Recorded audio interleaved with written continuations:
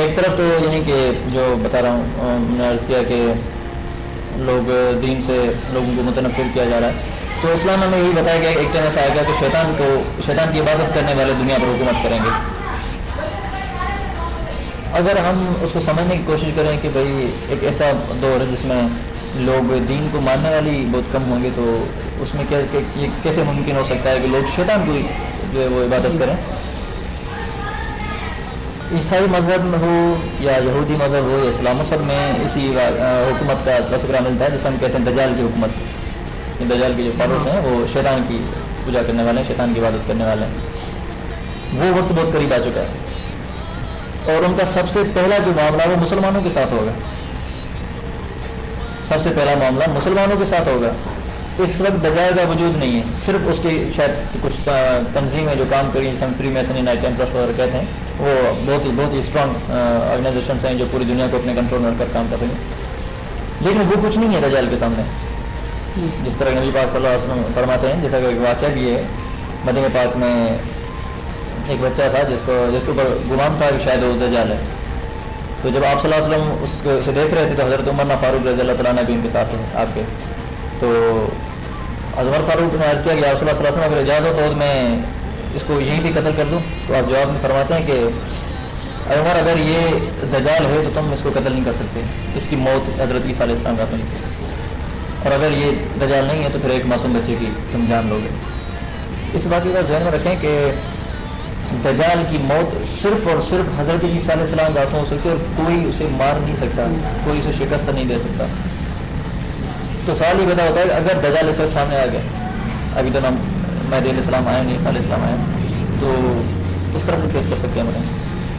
تو کیسے فیس کریں گے جبکہ ہم مانتے ہی نہیں ہیں کہ سامنے والے پاس جو گروہ ہے وہ مسلمان ہے؟ ایک طرح تو الحمدللہ ہم یہ مان لیتے ہیں کہ دنیا میں سب مسلمانوں کی تعداد دوسرے نمبر پہ ہے، لیکن جب ہم فرقے وحدت میں آ جائیں تو پھر تو اسلام کی تعداد تو آخر میں بھی نہیں ہوگی، کیونکہ مسلمان تو صرف ہمیں، باقی گروہ تو سارے کافر ہیں۔ تو ظاہر سی بات ہے جب تک ہم متفق نہیں ہوں گے تو جو آئندہ کے معاملات ہیں، آئندہ کے معاملات کو چھوڑیں، اس وقت مسلمانوں کا حالت دیکھیں، یہ صرف اس وجہ سے ہو رہی ہے کہ ہم متفق نہیں ہیں۔ یہ کوئی کم چوجہ نہیں ہے کہ آپ کے ملک آپ سے چھین لیے جاتے ہیں، آپ کے لوگوں کو زندہ جلا دیا جاتا ہے، زندہ مار دیا جاتا ہے، یہ کوئی مزاق کی بات نہیں ہے، لیکن ہم لوگ اگر نظر ہو، ہم ان چیزوں کو سمجھیں کہ اگر شروعات ان چیزوں سے ہو رہی ہے تو پھر ہمارا اختتام کیا ہوگا؟ مہدی علیہ السلام بالکل اللہ تبارک تعالیٰ کی مدد سے یہاں پر آئیں گے، لیکن ہم لوگوں میں اتنا ایمان کہاں انہیں پہچاننے کا؟ ظاہر سی بات ہے کہ جب تک ہم متفق نہیں ہوں گے تو کوئی معاملہ ہو ہی نہیں سکتا۔ اس وقت اگر امریکہ پوری دنیا پہ راج کرا تو اس کی وجہ یہ ہے کہ تمام اسٹیٹس آپس میں متحد ہیں، اگر وہ بکھر جائے تو امریکہ کا وجود کیا ہوگا؟ اس وقت اگر آج ہی جتنی بھی اسٹیٹس ہیں سب علیحدہ ہو جائیں تو مجھے آپ بتا سکتے ہیں امریکہ دنیا میں سپر پاور ہوگا؟ صرف یہی وجہ ہے، اگر امریکہ سے دنیا کی حکومت کر رہا ہے تو اس کی وجہ یہی ہے کہ اس تمام اسٹیٹس آپس میں متحد ہیں، اور ہم لوگ جو اس طرح شکست کا سامنا کر رہے ہیں اس کی وجہ یہی ہے کہ ہم اکثریت میں ہونے کے باوجود بھی متحد نہیں ہیں۔ اگر میں یہ کہوں کہ اس ٹائم بھی یہ مسئلہ اتنا بڑھ چکا ہے اور یہ جو تفرقہ ہے وہ اور زیادہ بڑھتا ہوا چلا جا رہا ہے، تو اس ٹائم پہ ہمیں ایسی کیا چیزیں کرنی چاہیے، ایسے کون سے میجرمنٹس کرنے چاہیے کہ ان چیزوں پہ کنٹرول لا سکے، یا کس طرح سے پہچانا جائے کہ کون سا گروہ ہے، یا اگر میں یہ کہوں کہ کوئی بھی گروہ نہیں ہے تو ایسے کون سے لوگ ہیں جو کہ صحیح فالو کر رہے ہیں اسلام کو، کہ پھر ان کو فالو کیا جائے؟ دیکھیں میرے خیال میں جو آپ صلی اللہ علیہ وسلم سے جب پوچھا گیا کہ یا رسول اللہ صلی اللہ علیہ وسلم وہ حق پر جو فرقہ ہوگا وہ کون سا ہوگا، تو آپ صلی اللہ علیہ وسلم نے کسی مخصوص فرقے کا نام نہیں لیا، بلکہ آپ صلی اللہ علیہ وسلم نے فرمایا کہ جو مجھے اور میرے صحابہ کو فالو کریں گے وہی حق پر ہوگا۔ یہاں پر ہمیں کچھ چیزیں ذہن میں رکھنی چاہیے تاکہ ہمیں سمجھ میں آئے کہ کس طرح سے وہ لوگ کون ہو سکتے ہیں۔ اگر میں کہتا ہوں کہ میں فلاں گروہ سے ہوں تو مجھے یہ سوچنا چاہیے کہ صحابہ کرام اس گروہ سے تھے، اگر صحابہ کرام اس گروہ سے نہیں تھے تو پھر میں اس گروہ سے نہیں ہوں۔ یہ ایک ایگزامپل نہیں کافی ہے ہمیں جاننے کے لیے کہ کون اس حق پر ہوگا۔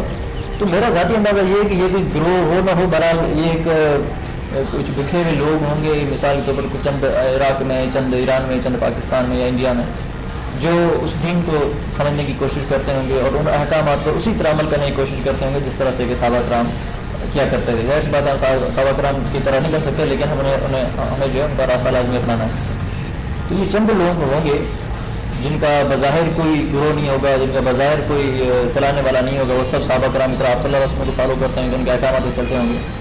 تو میرا غالباً گمان یہ ہے. کیا یہ ختم ہو سکتے ہیں جو فرقے اتنے سارے بن چکے ہیں؟ نہیں, یہ تو اس کے لیے آپ صلی اللہ علیہ وسلم ویسے پریڈکشن دے چکے ہیں کہ 73 فرقے ہوں گے, یعنی ہماری حالت یہودیوں سے بھی بری ہوگی. یہ ایک حدیث پاک ہے جس میں آپ صلی اللہ علیہ وسلم فرماتے ہیں کہ ان قریب تم ایک اہل یہود کے نقش قدم پر چلنے لگو گے, سوری اہل کتاب کے نقش قدم پر چلنے لگو گے. حتیٰ اگر وہ باشت پر آگے بڑھے ہیں تو تم بھی باشت پر آگے بڑھو گے, اگر وہ کسی گڑھے میں گرے ہیں تو تم بھی اس میں لازماً گرو گے. تو یہ اسی آپ صلی اللہ علیہ وسلم کی پریڈکشن کی کڑی ہے کہ یہودیوں کی جو حالت ہوئی تم لوگوں کی بھی وہی حالت ہوگی. بلکہ اس حدیث میں تو آپ صلی اللہ علیہ وسلم نے فرمایا کہ یہودیوں کے 72 فرقے ہوئے تو تم لوگوں کے 73 فرقے ہوں گے, یعنی ہم ان سے بھی ایک ہاتھ آگے بڑھ جائیں گے. یہ ہماری ایک نادانی کی پریڈکشن جو آپ صلی اللہ علیہ وسلم نے فرمائی. تو یہ تو ہونا ہے, لیکن یہ کہ یہ لازمی کرنا نہیں ہے, یہ ہونا ہے. ہم نہ بھی کریں تو ہوتا رہے گا.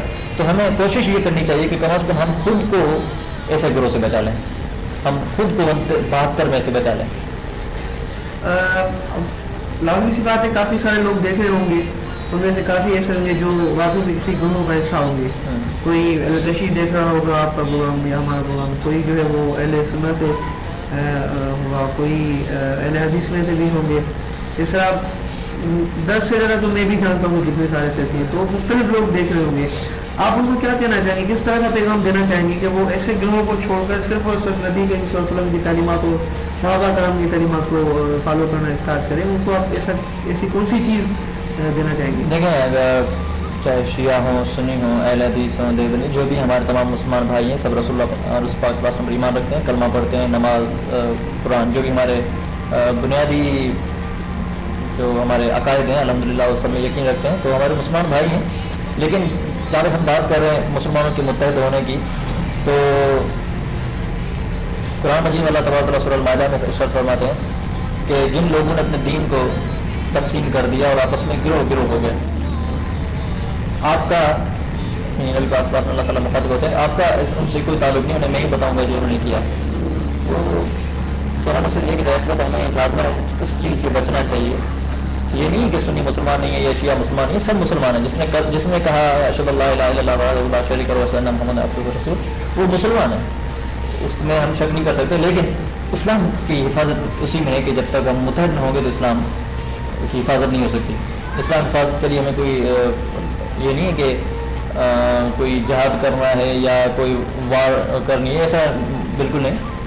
ہم سب متحد ہو جائیں اگر, تو ہماری حفاظت اسی میں ہے, پھر کوئی ہماری طرف دیکھ نہیں سکتا. تو میں تمام جو ہمارے دوست ہیں, جیسے سنی ہوں, شیعہ, دیوبندی, بریلوی, چاہے جس بھی فرقے سے ہیں, انہیں یہی عرض کروں گا کہ سب سے پہلا جو ہمیں اس پر عمل کرنا چاہیے وہ احکامات جو اللہ تبارک و تعالیٰ نبی کریم صلی اللہ علیہ وسلم کو دیے, اور جو نبی کریم صلی اللہ علیہ وسلم نے سب سے پہلے وہ احکامات صحابہ کرام کو دیے, اس تمام کی کلیکشن کو ہم کہتے ہیں قرآن مجید. تو سب سے پہلے تو ہمیں قرآن مجید کو سمجھ کر پڑھنا چاہیے. اگر ہمیں عربی نہیں آتی تو کوئی مسئلہ نہیں, ہم اسے اردو میں, سندھی میں, جو ہماری پنجابی ہو, بلوچی ہو, جو ہماری مادری زبان ہے, اس میں ہم اس کو پڑھیں تاکہ ہمیں اندازہ ہو کہ ہم کہاں غلطی کر رہے ہیں. اور پھر ہمیں کوشش کرنی چاہیے کہ اسی راستے کو اپنائیں جو صحابہ کرام کا تھا, جو رسول پاک صلی اللہ علیہ وسلم کا تھا. اس کا ہمیں علم تبھی ہوگا جب ہم سب سے پہلے تو قرآن مجید کو پڑھیں گے. سب سے بنیادی چیز قرآن مجید ہے. آپ کو کہنے کا مطلب یہی ہے کہ اگر ہمیں وہی راستہ فالو کرنا ہے جو ہمارے نبی کریم صلی اللہ علیہ وسلم نے فالو کیا, یا ان کے جیسے اپنے صحابہ نے فالو کیا, تو ہمیں سب سے پہلے قرآن مجید کو پکڑنا چاہیے. اس کے بعد جو ہے وہ ان کے راستے کو چننا چاہیے, اور کسی فرقے میں نہ ہونا چاہیے, یا اپنے آپ کو ایک لیبل سے بچانا چاہیے.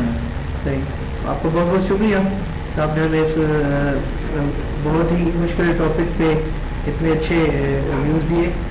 اور ناظرین, یہاں پہ ہم اپنے پروگرام کو ختم کریں گے. اور یہ میر فتح علی شاہ جنہوں نے ہمیں کافی اچھی نالج دی. تو اگر دیکھا جائے تو واقعی میں ہمیں متحد ہو کر قرآن مجید کی تعلیمات کو دیکھنا چاہیے. اس کے بعد جو ہمارے جو کریم حضور اکرم صلی اللہ علیہ وسلم تھے, ان کے جو حدیث مبارکہ ہیں, ان کے وہ پڑھ کر ان کا راستہ ہے وہ اپنانا چاہیے. تو واقعی میں پھر ایسا وقت آئے گا کہ ہم ان گروہوں سے یا ان چیزوں سے الگ ہو جائیں گے, اور پھر ہم صحیح راستے پر ہوں گے انشاءاللہ تعالیٰ. اور ہمیں اللہ پاک اسی راستے پر چلنے کی توفیق عطا فرمائے. آپ اپنے پروگرام کو ختم کریں گے. اجازت دیجیے گا. اللہ حافظ.